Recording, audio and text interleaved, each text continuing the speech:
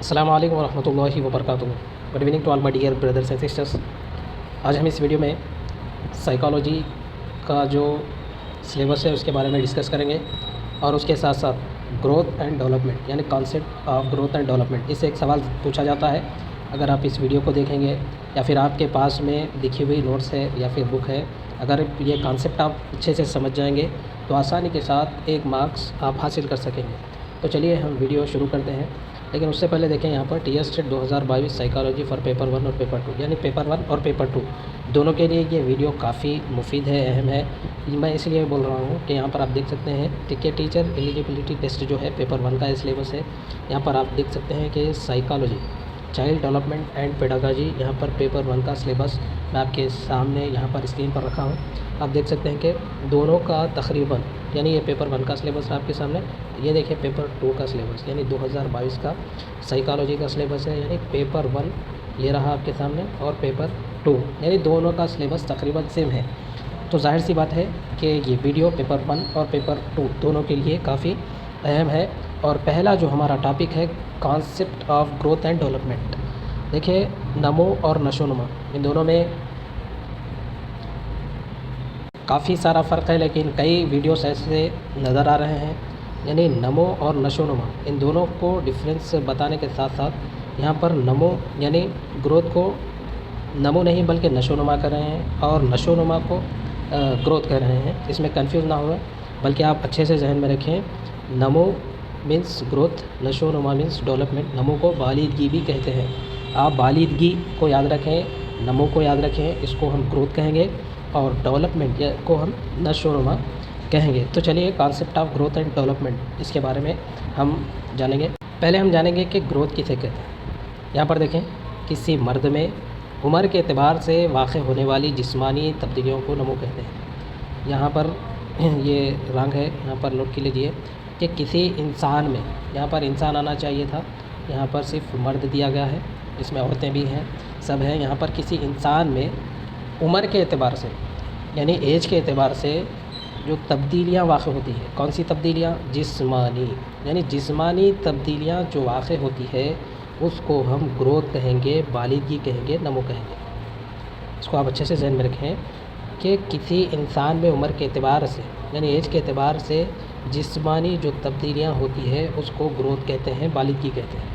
اب دیکھیں نمو 2 قسم کا ہوتا ہے، ایک رہا بیرونی یا خارجی نمو، اس کو ہم ایکسٹرنل گروتھ کہیں گے، اور دوسرا رہا داخلی یا اندرونی نمو یعنی انٹرنل گروتھ۔ مثالوں کے ذریعے سے ہم سمجھیں گے تو یہاں پر دیکھیں بیرونی یا خارجی نمو کسے کہتے ہیں؟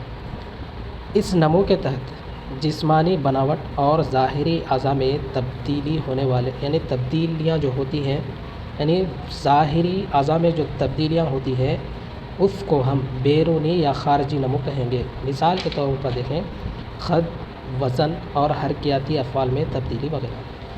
پہلے ہم نے جانا کہ گروتھ کسے کہتے ہیں، کسی انسان میں عمر کے اعتبار سے جسمانی جو تبدیلیاں ہوتی ہیں اس کو ہم گروتھ کہیں گے، نمو کہیں گے، بالیدگی کہیں گے۔ اور نمو 2 قسم کے ہیں، بیرونی اور دوسرا ہے داخلی۔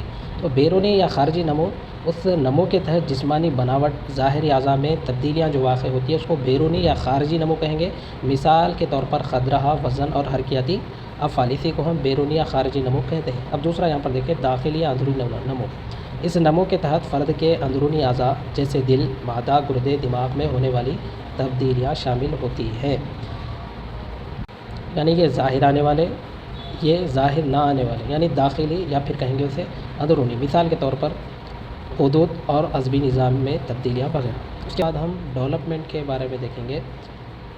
تو چلیے گروتھ کے بارے میں ہم نے جان لیا کہ گروتھ کسے کہتے ہیں۔ گروتھ اسے کہتے ہیں کسی انسان میں عمر کے اعتبار سے جو جسمانی تبدیلیاں ہوتی ہیں اس کو ہم بالیدگی یا پھر نشو و نما کہیں گے۔ اور گروتھ 2 قسم کے ہیں، بیرونی اور اندرونی۔ اس کے بعد ہم جانیں گے کہ ڈیولپمنٹ کسے کہیں گے یا پھر ڈیولپمنٹ کسے کہتے ہیں۔ تو دیکھیں فرد کے صفات، رجحانات، صلاحیتوں اور اخلاقی میدان میں ہونے والی تبدیلیوں کو نشو و نما یعنی تبدیلیوں کو نشو و نما یا پھر ڈیولپمنٹ کہتے ہیں۔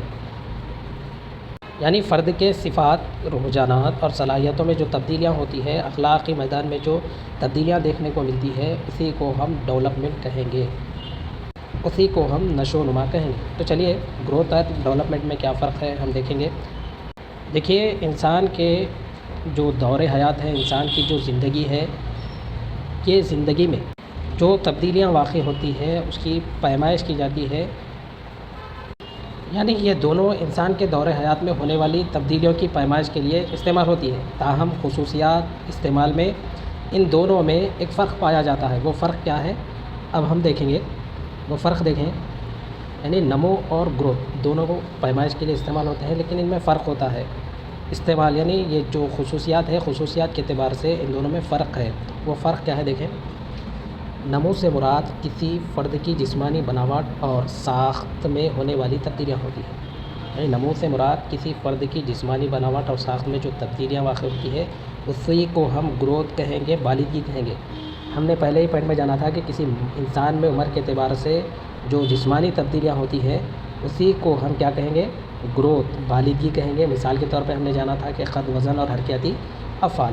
اب یہاں پر نشو و نما میں دیکھیں، نشو و نما سے مراد فرد کی جسمانی تبدیلیوں کے ساتھ ساتھ اس کے صفات، رجحانات، صلاحیتوں اور رویوں میں تبدیلی ہوتی ہے، یعنی نمو الگ چیز ہے، گروتھ الگ چیز ہے۔ گروتھ میں دیکھیں نشو و نما سے مراد فرد کے جسمانی تبدیلیوں کے ساتھ ساتھ اس کے صفات، رجحانات اور صلاحیتوں کے ساتھ ساتھ رویے میں جو تبدیلیاں ہوتی ہے اسی کو ڈیولپمنٹ کہیں گے، اسی کو نشو و نما کہیں گے۔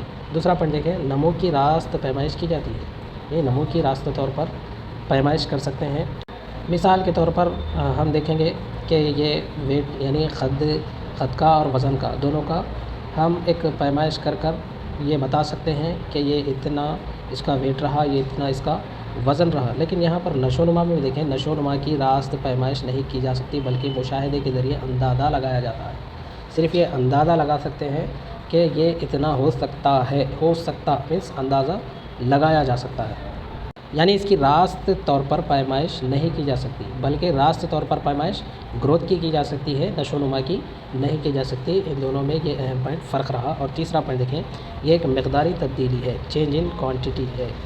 یہ پوائنٹ کافی اہم ہے کیونکہ ٹیٹ امتحان میں یہ سوال پوچھا جا چکا ہے کہ مقداری تبدیلی کون سی ہے، تو جواب ہمارا رہے گا گروتھ، بالغی۔ تو یہاں پر دیکھیں یہ ایک مقداری تبدیلی ہے، لیکن یہاں پر نشو و نما میں یہ ایک معیاری تبدیلی یعنی چینج ان کوالٹی ہے، یعنی ایک معیاری تبدیلی ہے۔ اس کے بعد دیکھیں چوتھا پوائنٹ، نمو نشو و نما کے عمل کا ایک جز ہے، یعنی نمو کوئی ڈیفرنٹ ٹائپ نہیں ہے بلکہ نشو و نما کا ہی ایک حصہ ہے، ایک جز ہے۔ اب یہاں پر چوتھا پوائنٹ یعنی اس کا دیکھیں نشو و نما کا، نشو و نما کسی فرد میں واقع ہونے والی مکمل تبدیلی ہے۔ پانچواں پوائنٹ آپ کے سامنے یہ رہا، نمو کا عمل پختگی کے بعد رک جاتا ہے اور پوری عمر جاری نہیں رہتا۔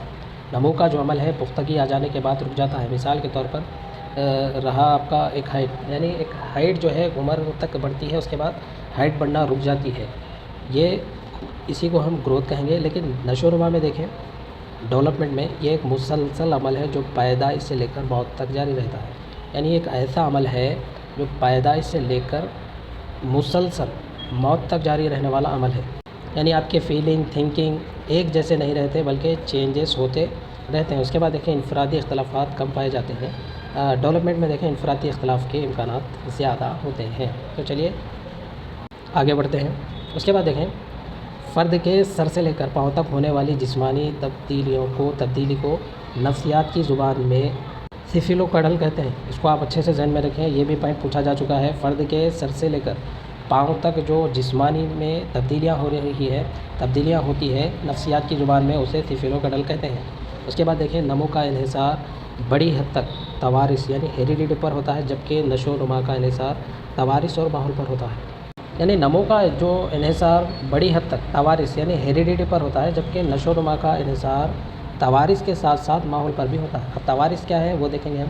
ماں باپ کی جسمانی اور ذہنی خصوصیات کا اولاد میں منتقل ہونا توارث ہے، یعنی ماں باپ کے جو جسمانی اور ذہنی خصوصیات ہے، جب بچہ تولد ہوتا ہے ماں باپ کی جو خصوصیات ہوتی ہیں وہ بچے میں منتقل ہوتی ہیں، اسی کو ہم ہیریڈیٹی توارث کہیں گے۔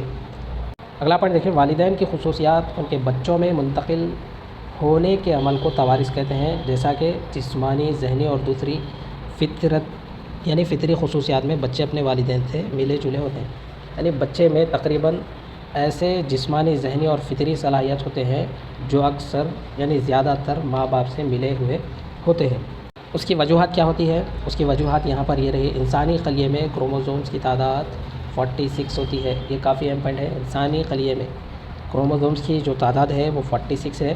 باپ کے منویے یعنی اسپامس میں 23 کروموزومز اور ماں باپ کے یعنی ماں کے بیضے اووم میں 23 کروموزومز ہوتے ہیں، یعنی باپ کے منویے اسپامس میں 23 کروموزومز اور ماں کے بیضے میں 23 کروموزومز، ٹوٹل کتنے ماشاءاللہ 46 کروموزومز ہوتے ہیں۔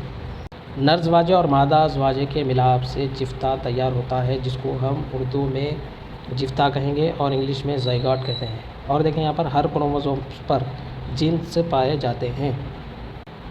اب دیکھیں فرد میں جو تبدیلی واقع ہوتی ہے، جو خصوصیات کا ذمہ دار ہوتا ہے، اصل یہی جنس ہوتے ہیں۔ ان خصوصیات کی توارثی خصوصیات، یعنی ان خصوصیات کو توارثی خصوصیات کہتے ہیں۔ یعنی فرد میں جو تبدیلی واقع ہوتی ہے، مختلف خصوصیات جو آتے ہیں، اس کا ذمہ دار کون ہے؟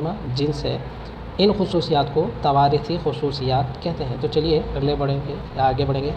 اگلا پوائنٹ دیکھیں، فرد کی نشو و نما کا انحصار توارث پر ہوتا ہے، یعنی فرد کی جو نشو و نما ہے اس کا انحصار کس پر ہوتا ہے؟ توارث پر ہوتا ہے۔ یعنی آپ کو یہ جو پوائنٹس نظر آ رہے ہیں اس کو آپ اچھے سے نوٹ کر رکھیں۔ کسی وجوہات کی بنا پر یہ کلاس کو یہیں پر اینڈ کر رہا ہوں۔ آپ اچھے سے سمجھ گئے ہوں گے کہ گروتھ اینڈ ڈیولپمنٹ کسے کہتے ہیں۔ گروتھ اسے کہیں گے کہ عمر کے حساب سے جو جسمانی تبدیلی ہوتی ہے اس کو ہم گروتھ کہیں گے۔ یہ ایک عمر یعنی یہ ایک مقداری تبدیلی ہے، بلکہ نشو و نما یعنی ڈیولپمنٹ یہ ایک معیاری تبدیلی ہے۔ یہ جو عمل ہے پیدائش سے لے کر موت تک جاری رہنے والا عمل ہے، اسی کو نشو و نما کہتے ہیں۔ اس سے ایک سوال پوچھا جاتا ہے، اس کو آپ اچھے سے ذہن میں رکھیں۔ اسی کو ذہن میں رکھ کر آپ اپنی تیاری جاری رکھیں۔ انشاءاللہ العزیز پھر ہماری اگلی ویڈیو میں ملاقات ہوگی۔ ہم اس میں جانیں گے اسٹیجز آف ڈیولپمنٹ، یعنی نشو و نما کے مدارج، اس کے بارے میں ہم جانیں گے۔ تو چلیے پھر ہماری اگلی ویڈیو میں ملاقات ہوگی۔ السلام علیکم، اللہ حافظ۔